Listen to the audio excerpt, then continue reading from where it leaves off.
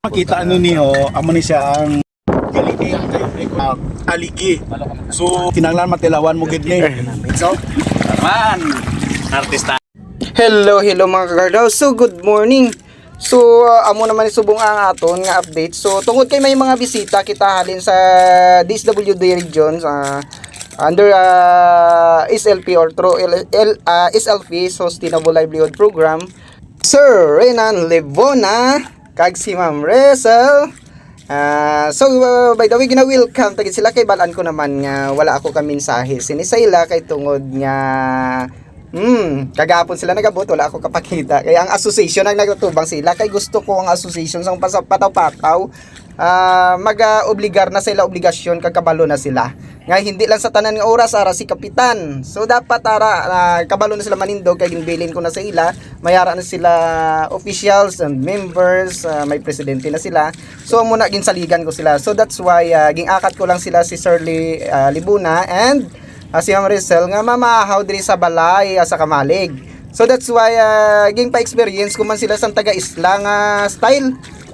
Taga-isla ni nga style kaga diri man mismo sa amon mahilig kami sinini younger sister mag-ubra sini or mga sa kilid kadagat kag magkulukaon magpulupamahaw with the exotic seafoods, mga bag-o nga pananaw sa tawo nga mga pagkaon nga makita. So amo ni nga oras sa vida kagawad. So good morning, press. Good morning. GR Armando Magnati Senior, Junior gali kag si President Vice President ato.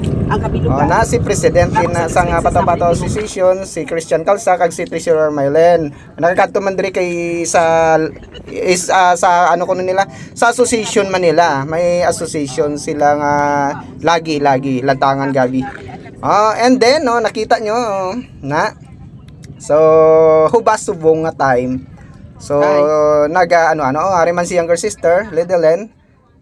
Diri kami perme muna nga diri ko sila giakat nga mag-experience man sang ginaubra namon. Lapit ini siya. Ini nga area is lapit na sa aton man guardhouse. Sa connection ini sa guardhouse kag may mga advices sir Renan Lebona sa aton.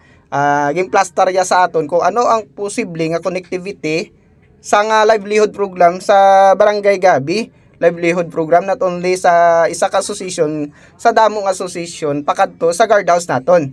So amo na guys mga kaludi, so napakita di ba?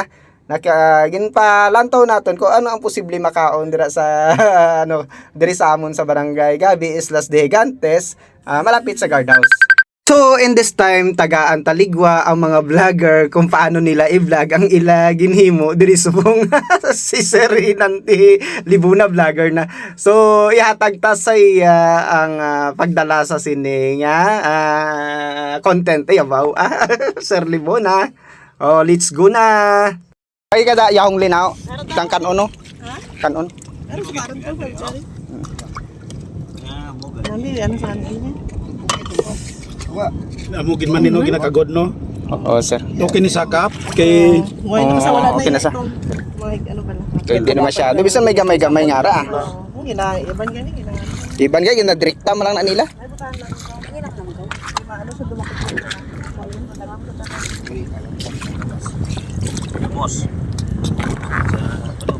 amo ni ang tayong nga manamit. Amit gid kinahanglan matilawan mo gid ni. Namit. Vlog si Sir. Ano siya, sir, kanami? Kanamit gid. Nami pamatian. Destiny Balaso.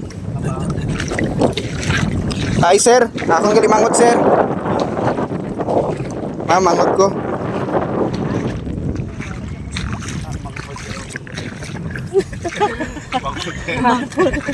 Ako na gina vlog na siya. First time pa lang binapon yung mag sinimo. Mag tinosan tuyong. So ako daw ni kakaon. So natilawan ko na ni sa una na so amo kali ni ang ginatawag na si urchin. So una mo ni mga tunokya para hindi ka mabulay gali magkaon sini. So kung makuha mo ng mga tunokya, amo gali ni ang sikreto kung paano mo makuha ang manamit yang nga sabor ang iya nga daw aligi sa sulod.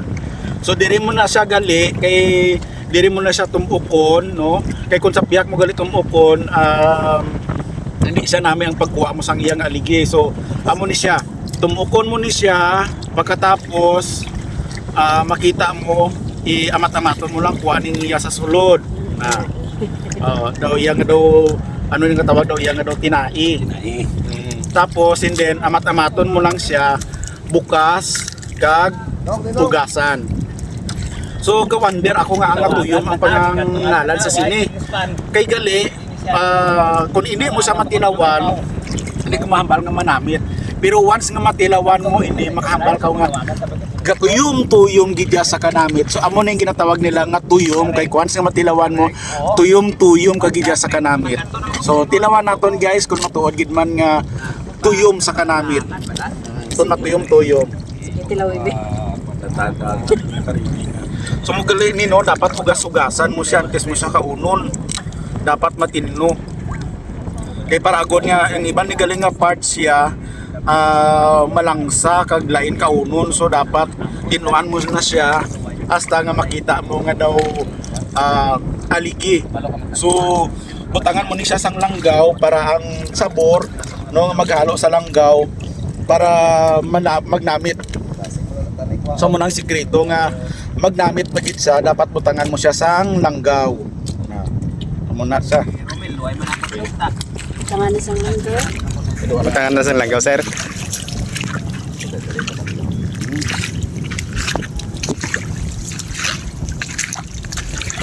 Map.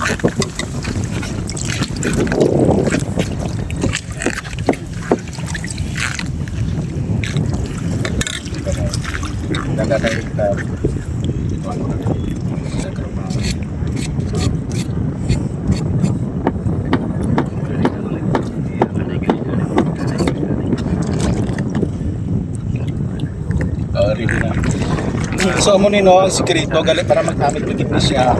Ang langgaw dapat may arang siya nga kuan katumbal para ang dumi-dumat kuan mo lang kahang para magugang pagit sa tuyong-tuyong. Sikreto makahang mo. So mo ni siyang sikreto. So dapat no ihugasan daw ibutang mo sa sang langgaw.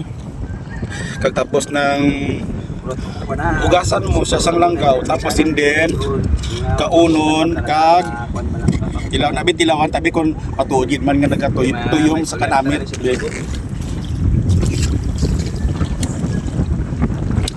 Kanamit. Gatuyom-tuyom gid sa kanamit. Kung magato ka mo sa isla gigante, tilawan nyo guys, namit. So diri lang niya sa diri first time ko nakatilaw sa tuyom diri sa isla gigante. So mo gid na sa siguro basi mabalik-balik ko diri sa inyo kapay kanamit gid gali, tuyom-tuyom gid gali. First time ko tilawan ini. Matapos na sir, so lapit lang gid sa kilid lang sir. Okay na ka. Matapos ang guardhouse. Sir magambal. Tapos ang guardhouse. Pangit. Ini ginatawag nila nga tuyom, kung hindi mo siya matilawan, hindi ka makahambal nga manamit. So once nga matilawan mo gali daw katuyom-tuyom ka sa kanamit. Ayaw. Gali niyang tuyom nga matawag. Kaya kung matilawan mo katuyom-tuyom kuno hindi ikaw ma'am. Gali niya kayo ay kung ano ka diri sa isla kay ato ni first time ko na experience. Kanamit niya kay hindi ka nakatawag sa kilid sa dagat, so hindi niya experience na mo diri sa isla. So ang mga pagkaon diri pista gid ang bawa ikiguyom direkta nga nakuha sa dagat kag tapos ng amo ni sa natilawan. Tapos ang ano paginiyo ang Crabs. kasag. So ang kasag nakuha na nila sa dagat kag direkta ginuto. So tanan diri nga makaon mo mga seafoods kapit pa diri sa Isla Gigantes. Priska kag manamit matilawan mo gid ang tuod-tuod diya nga sabor. So direkta nga nakuha din direkta nga naluto. So kanami lagi din ang experience mo diri kay kon diri ka sa isla. Do ka very relaxing kay kanami isang palibot no kun aga pwede ka gid kakaon sa higat sang dagat. Kag na ma-feel mo gid ang environment no kanami sa environment kay ang dupoy-dupoy sang hangin diri kanami no. So mga guys, pamahaw kita.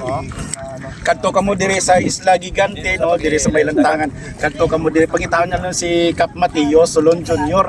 Para matilawan nyo ni anak tirawan namon nga tuyom-tuyom kag namit kag priska nga kasag ganamit gid. So mamahaw kita guys, tilawan ni sa namon. Paano?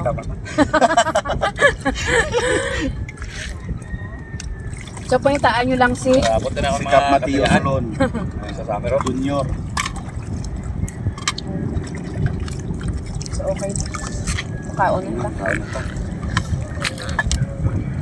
Okay na, sir. Kumain na itong lagang. Kaya ito paglagang. Sige na. 1, 2, Makita ano niyo, amo ni siya ang batunan. So amo niya ang nga panit. So hindi mo ni siya makaon. So para makaon mo ni siya, ginakuha niya ang unod. Kag tapos ang luto sini guys para ano ginaano lang ni siya ginakilaw. So Gamay lang yung dalawa. kanamit sini kay Priska gidyang halin sa ano sa halin gidya sa dagat. So first time ko na actually nakatilaw sini kay gusto ko gidya nga diri sa isla kay dugan ko sa Carles, gusto ko gid matilawan mi. Abi tilawan ta. Para na tanan siya. Kanamit. Kanamit. So ang area guys, area man nga sample niya, amo niya ang ginatawag ng dangalipog. So duha ni sa ka paagi pagluto. So either nga isabawan mo ni siya or either kilawon mo. Pero ang luto yasin actually na tilawan ko namit. Bitilawan tabi ang ano ang Fresh. ang fresh nga kilawin nga halingid mismo. Nga diri na namon din kwa sa palibot inabe. Kanamit. So ang sabor sini medyo may langsa-langsa gamay. Pero sa tungod nga may langgaw kag medyo makangkahang nadula siya. So dumabatagan mo gid nga may aftertaste nga manamit. Pero sa ako niya manamit, pero kung gusto ninyo kadto lang kamo diri sa Isla Gigante no pangitanon niyo di si Kap Solon Mateo. Para matilawan man yun para agod niya ang natilawan ko mahambal niyo mapamatud-an nga namit. So kadto kamo diri para agod nga matilawan nyo ang ning mga ano kilawin namit. So, amo yung palibot. Yes ah. Viral Cup.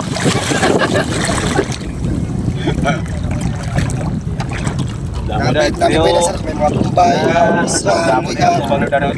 kamate, sir. Namit siya. So in this time guys, mga ka-guard house, so puli na kami, puli na tayo sir. Para mga gwapuhon na. Thank you sa paglantaw sa Sininga Vlog. God bless.